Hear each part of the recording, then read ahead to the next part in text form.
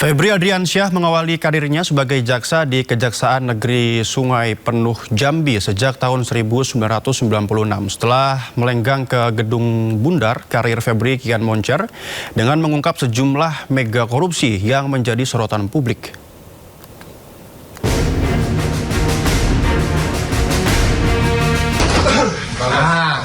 Kami yakin dapat dipertanggungjawabkan.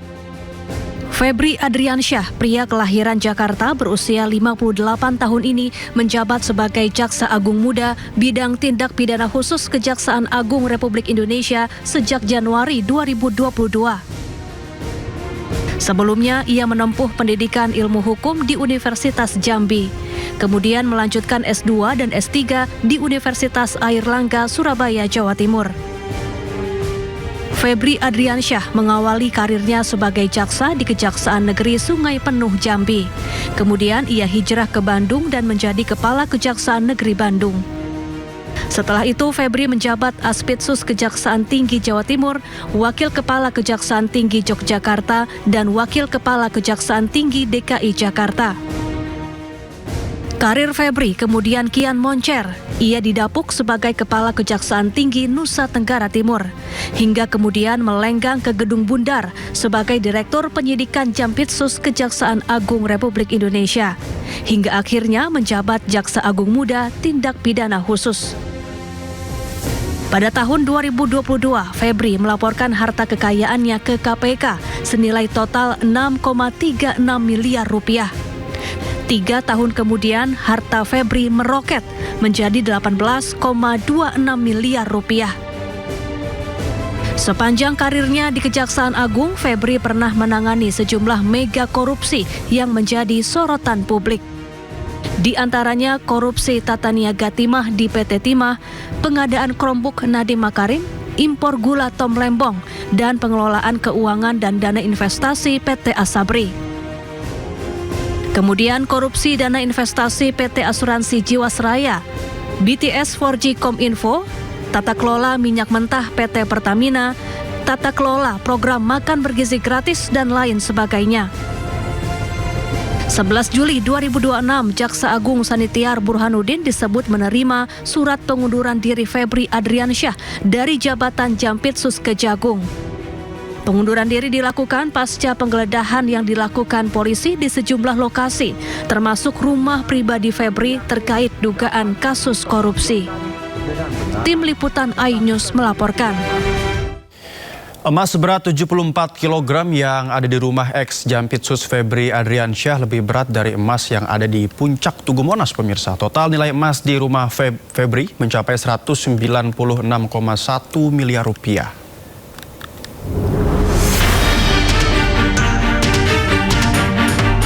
Polisi menemukan emas bernilai fantastis di rumah milik Jampitsus Kejagung Febri Adriansyah di Sentul, Bogor, Jawa Barat.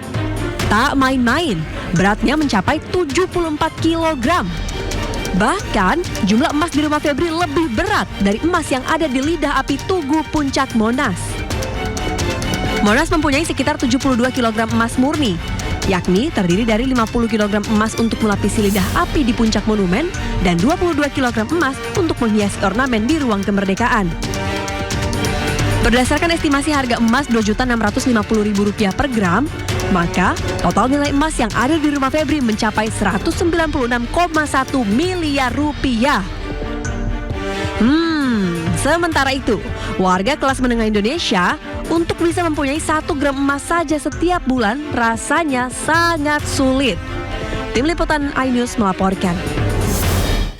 Menteri Sekretaris Negara Prasetyo Hadi tegaskan istana menghormati proses hukum yang berjalan terkait penggeledahan 13 lokasi yang dilakukan Kortas Tipikor Polri. Namun ia juga jelaskan bahwa pemerintah menjunjung tinggi asas praduga tak bersalah.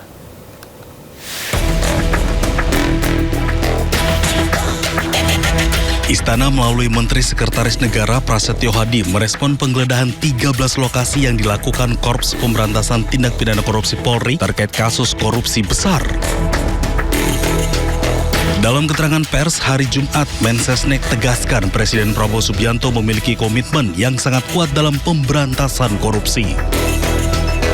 Prasetyo Hadi juga katakan bahwa pemerintah menghormati setiap proses hukum yang sedang dilaksanakan oleh aparat penegak hukum, dalam hal ini kepolisian.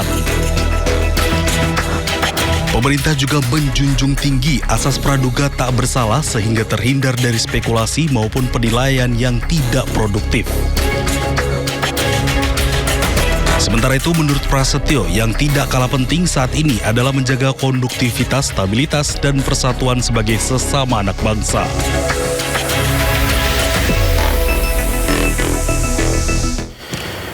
Presiden Prabowo Subianto sentil pejabat Polri hingga Kejaksaan dalam acara peresmian Bendungan Meninting di Lombok Barat, NTB pada hari Jumat. Merdeka! Prabowo mengingatkan agar pejabat negara harus bekerja untuk kepentingan masyarakat. Selain itu, ia juga meminta para pejabat harus sadar bahwa jabatan yang mereka emban merupakan amanah dari rakyat. Provinsi Jawa Tengah, Bendungan, pejabat-pejabat militer dan polisi introspeksi. Saudara adalah milik rakyat.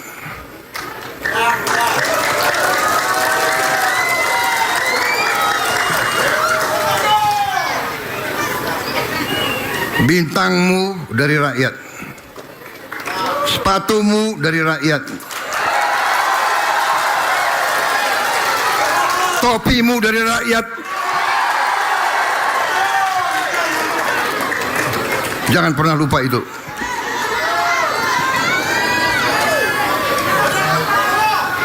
Kejaksaan demikian juga. Anda jaksa ya? Ya. Pakai bintang juga kau. Kau juga milik rakyat. Pengusutan dugaan korupsi tata kelola program makan bergizi gratis menjalar ke daerah. Kejaksaan Tinggi Jawa Tengah membenarkan adanya pengumpulan data dan bahan keterangan terhadap seluruh Satuan Pelayanan Pemenuhan Gizi atau SPPG se-Jawa Tengah, termasuk milik Polri.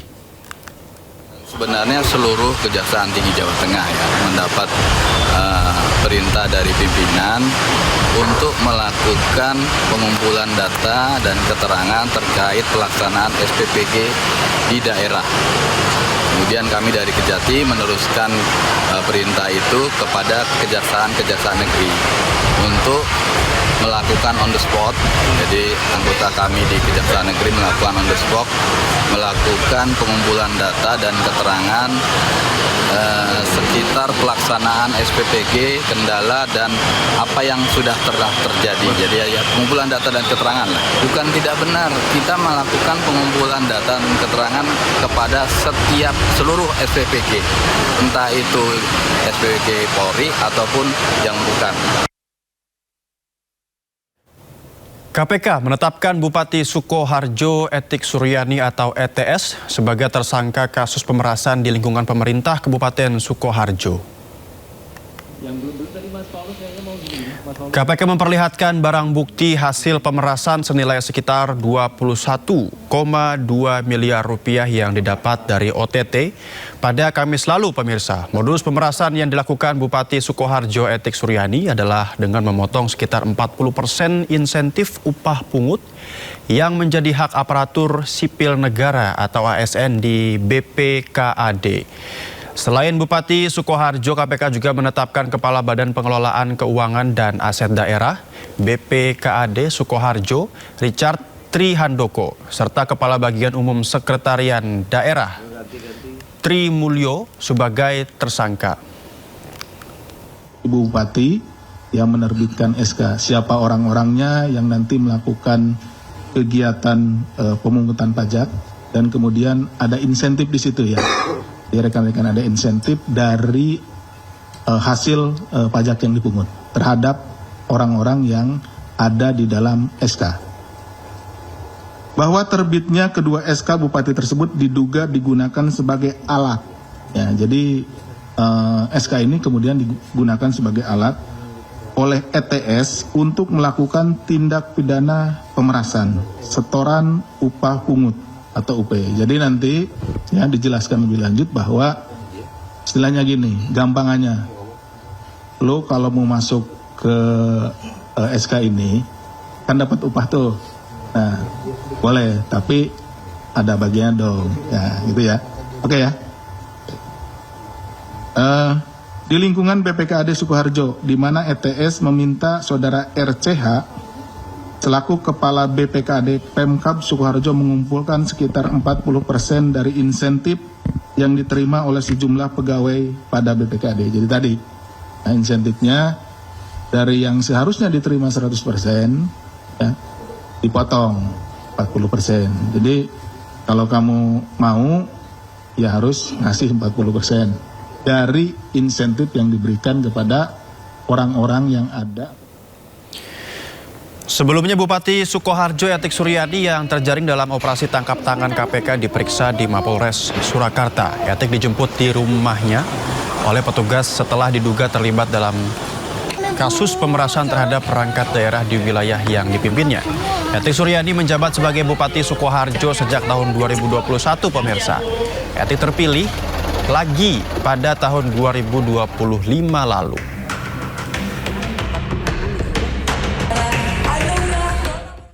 Tidak hanya itu, KPK juga mengungkap Bupati Sukoharjo Etik Suryani diduga melanjutkan tradisi suaminya yang merupakan bupati periode sebelumnya dalam melakukan pemerasan terhadap anak buahnya. Peristiwa ini menjadi ironi karena menunjukkan praktik pemerasan berlangsung lintas periode kepemimpinan kepala daerah, di mana para kepala daerah tersebut mengabaikan amanah jabatan dan tidak menjadikan integritas sebagai fondasi dalam penyelenggaraan pemerintahan. Tadi disebutkan kan dari kata-kata kunci yang disampaikan itu merujuk ke bupati sebelumnya, ya. Jadi ini lintas periode, ya udah disamakan aja seperti yang dulu Bapak lakukan. Padahal seharusnya ibu ini tahu bahwa itu adalah salah gitu hal tersebut. Tetapi kemudian mungkin karena pada periode sebelumnya itu tidak dilakukan penindakan, dianggapnya itu hal yang benar sehingga diteruskan. Atau mungkin tahu itu salah, tapi karena belum ada penindakan sehingga dianggapnya